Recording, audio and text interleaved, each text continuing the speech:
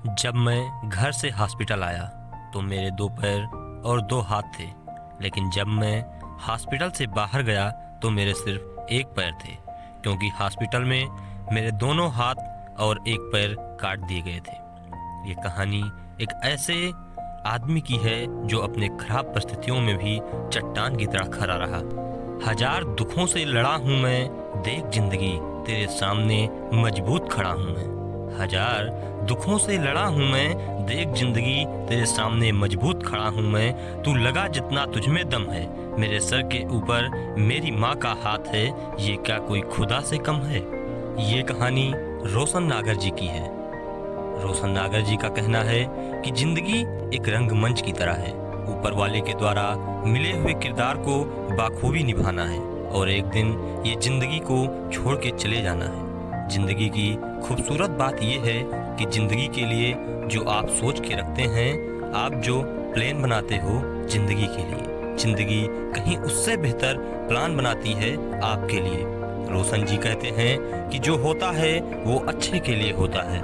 रोशन नागर जी कहते हैं कि मैं आपको एक अपनी स्टोरी सुनाऊंगा। आपको इस स्टोरी के अंत तक आपको विश्वास हो जाएगा कि जो होता है वो अच्छे के लिए होता है। और मेरी ये स्टोरी शुरू होती है मेरे बचपन से।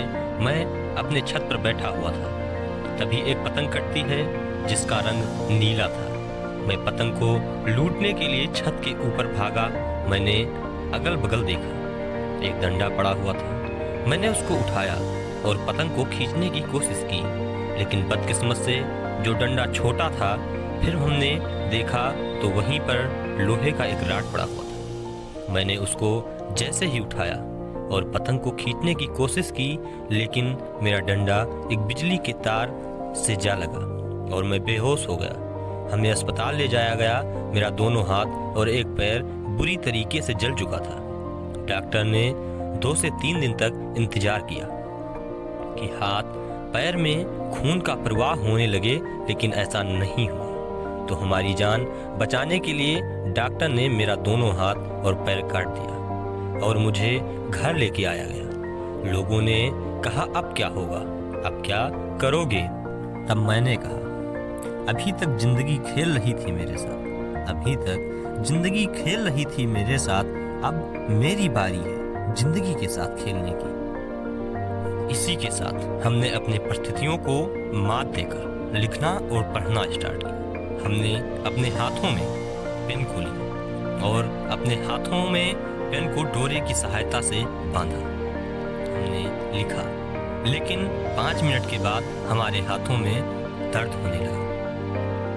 लेकिन मैं बार बार कोशिश करता रहा और कुछ दिन बाद रिजल्ट ये निकला कि मैं 3-3 घंटे लगातार लिखने लगा। जहां मैं 5 मिनट नहीं लिख पाता था, मैं 10th और 12th में अपने स्कूल में टॉप किया। फिर उसके बाद हमने सरकारी नौकरी के लिए पढ़ना शुरू किया, लेकिन मेरे 2 हाथ और पैर ना होने की वजह से मैं सरकारी नौकरी के लिए एलिजिबल नहीं था। तो हमने एक कंप्यूटर संस्थान खोल दिया। वहाँ पर बच्चों को मैं कंप्यूटर सिखाता था। आज वही संस्थान मेरे हजारों बच्चे पढ़ते हैं।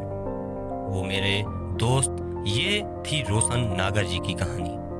हमें कभी भी अपने परिस्थितियों से भागना नहीं चाहिए, उसका डट के सामना करना चाहिए।